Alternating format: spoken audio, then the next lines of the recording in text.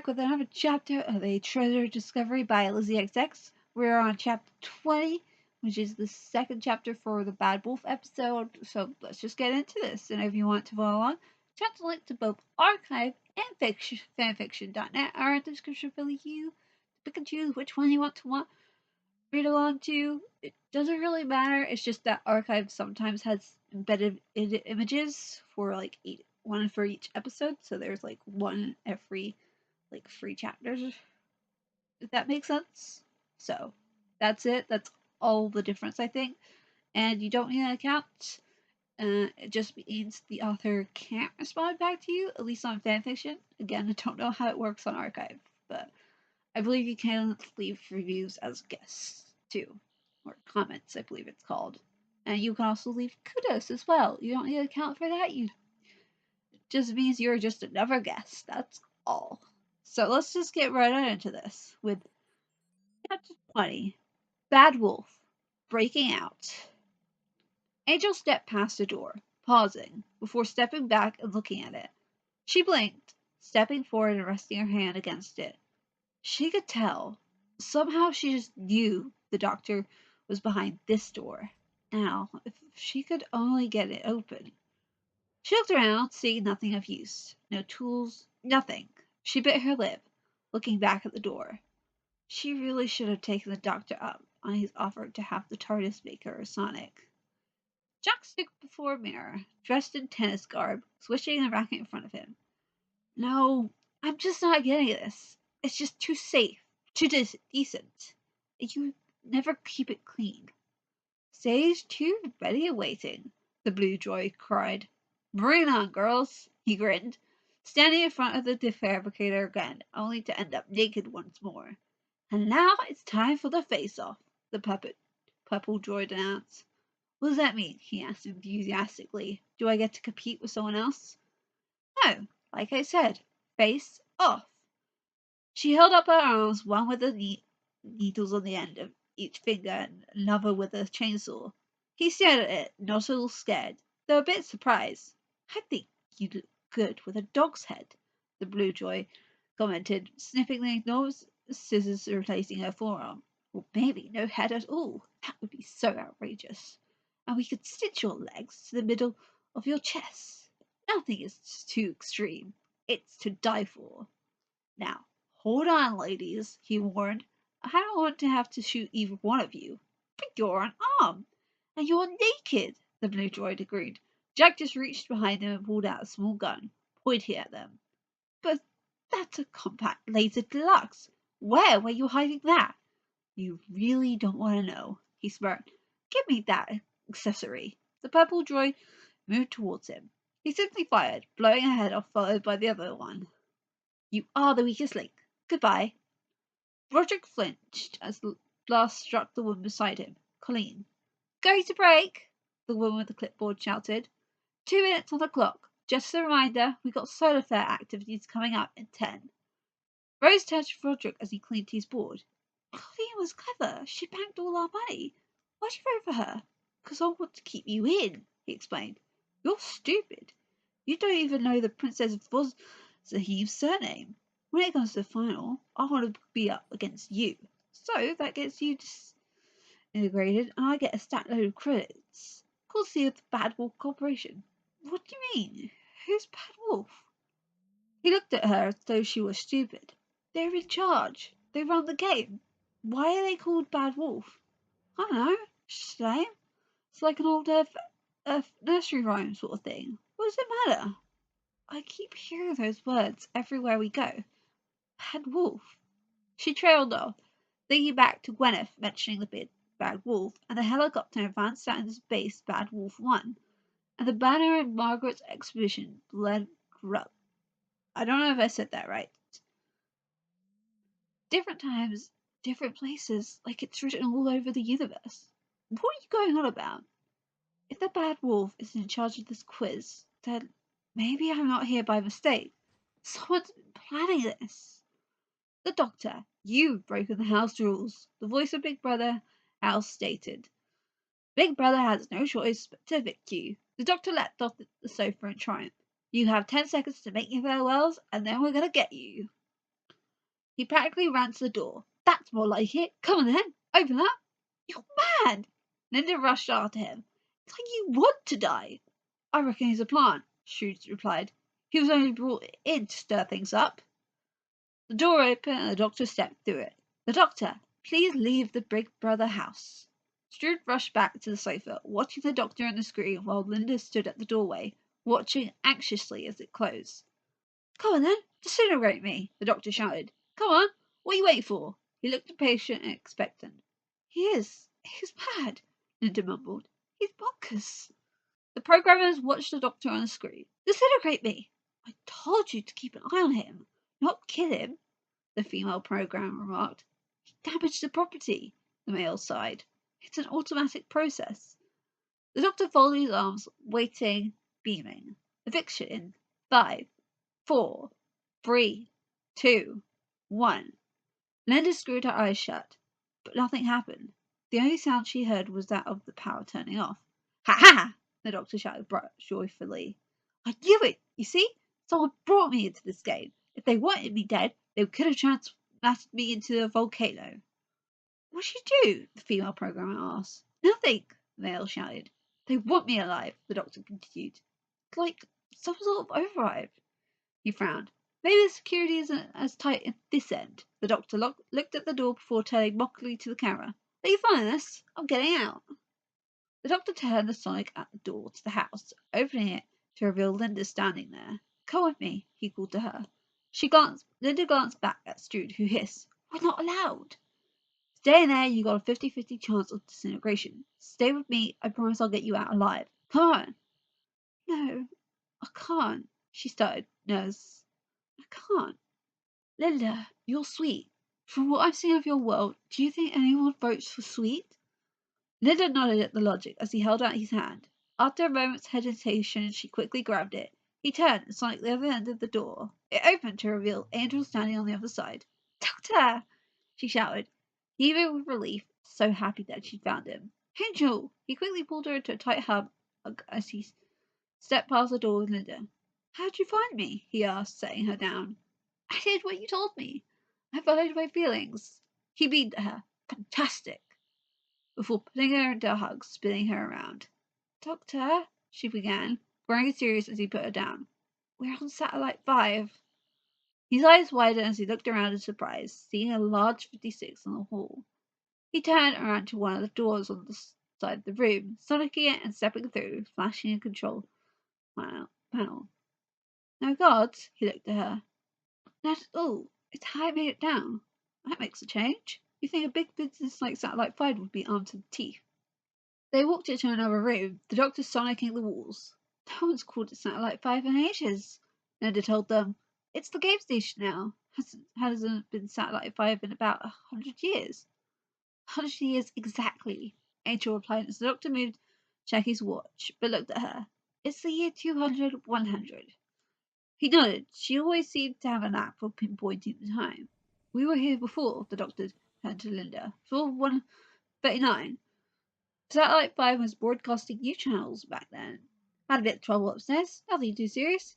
Easy. Gave them a hand. Home in time for tea. 100 years ago? Linda smiled skeptically as the doctor tried to open a touchpad door with no luck. What? You were here 100 years ago? The doctor flashed along the door with the sonic. Yep. You're looking good on it. I moisturize. Angel frowned. No, you don't. Before turning to Linda as he gave a soft chuckle. Our phone box travels in time, she told the girl, as though it were perfectly logical and normal. Linda gave the girl an odd smile and nodded slowly, not quite sure what to make of it.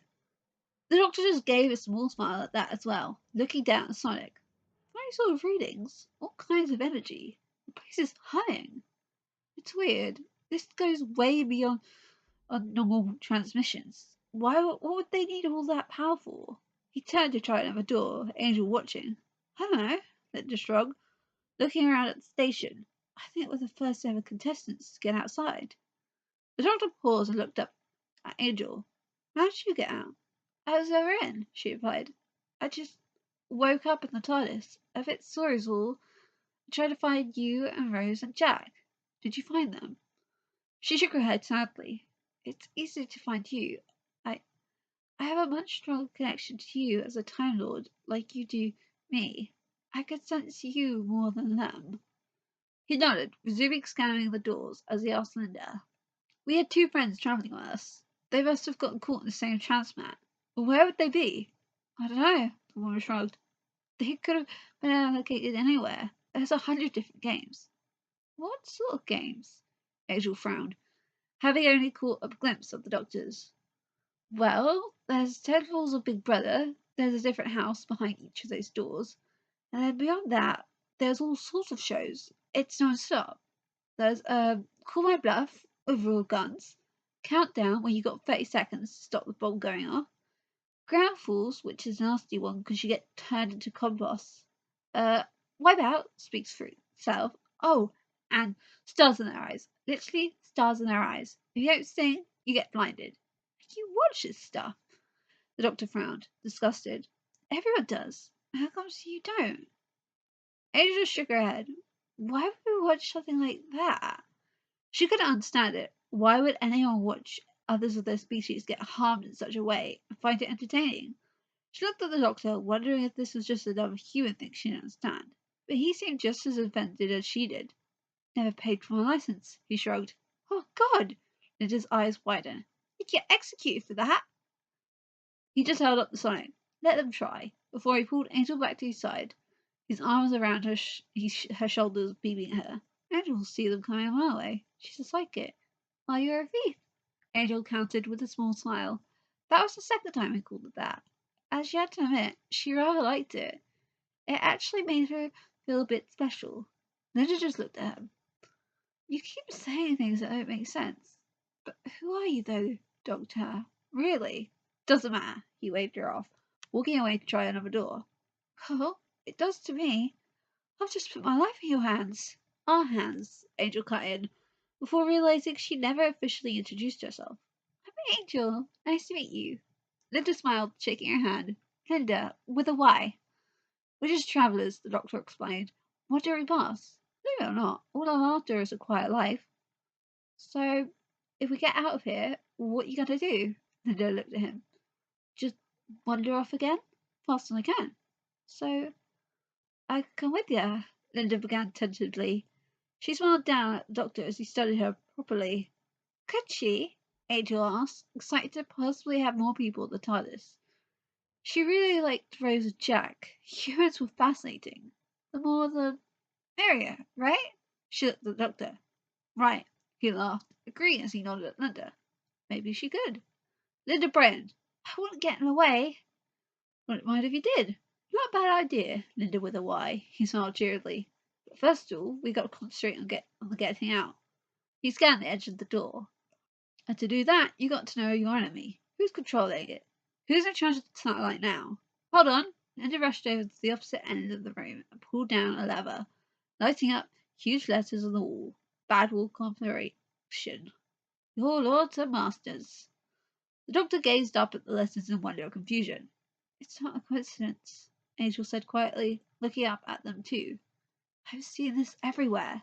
On Saturn's helicopter, the TV station, Satellite 5, graffiti on a poster in 1987, school on a Trudeau red ship, Margaret's banner. Now here it is. It can't just be a coincidence. No, he agreed, taking her hand concerned. It can't be. Okay, you win. The male programmer turned to the female. The controller's got to handle this. The archive makes a record of all transmit that activities. They watched the doctor and Linda and Angel working on the sixth floor. Find out how they got aboard. Archive 6. He pulled his headphones off and strode slowly across the floor to address the controller. Controller, we have a problem. Continue working, the pale woman said. We have a security problem. Continue working. 6, 5. I'm sorry, but I can't. We have contestants outside the games, but the alarms haven't gone off. No securities. The games continue, but we can't just let them wander. They are no one. They are no one. The female program placed a hand on the touch-sensitive lock to open the door to the archive, and the controller gasped with pain. Sorry, she called to the controller. I was just, Archive 6 is out of bounds, but I need to check the transmat log. Archive 6 is out of bounds. No one may enter Archive 6. Return to work. Return to work. Inform all staff service in Delta Point 7. 19. 20. Jack attached his laser to the defabricator. Compatible systems. Just align the wave signature. He laughed. Atta boy! Got myself a gun. He picked it up and glanced at the dead droids. Well, ladies, the pleasure was all mine, which is the only thing that matters in the end. He turned and rushed off, leaving the smoldering bodies of the droids behind as he ran onto floor 299. Placing his hand on a pad to open the lift. He checked his wrist device. 2 sets of 2 hearts. That's them. Which floor? He waited patiently before pressing a few buttons and closing the doors. The doctor, Angel, and Linda emerged onto his observation deck, overlooking the earth, which now looked grey, dead, with only a few pockets of light just barely shining through. Blimey, Linda breathed, still impressed with the sight. I've never seen it for real before. Not from orbit. Planet Earth. What's happened to it? Angel gasped, staring at it sadly. Well, it's always been like that, ever since I was born. See that there? She pointed to a dark patch. That's the Great Atlantic Smoke Storm. It's been going 20 years. We get news flashes telling us when it's safe to breathe outside. So the population just sits there, the doctor frowned. Half the world too fat, half the world too thin. You lot just watch telly. 10,000 channels all beaming down from here. Human race, he nearly spat. Brainless sheep, being fed on a diet of... Mind you, have they still got that program where 3 people have to live with a bear? Oh, bear with me! I love that one! And me! The celebrity where the bear got in the bath! Linda laughed. Doctor, Angel cut in, casting him a disapproving look. He cleared his throat, getting back to the matter at hand. But it's all gone wrong. I mean, history's gone wrong. Again. This should be the full, great and bountiful human empire. I don't understand. Last time we were here, we put it right. No, but that's when it first went wrong, Linda remarked. 100 years ago, like you said. All the news channels, they just shut down overnight. But that was me. He frowned. I did that. Oh, honestly, Doctor. Adrian rolled her eyes, earning a curious look for him. That was us.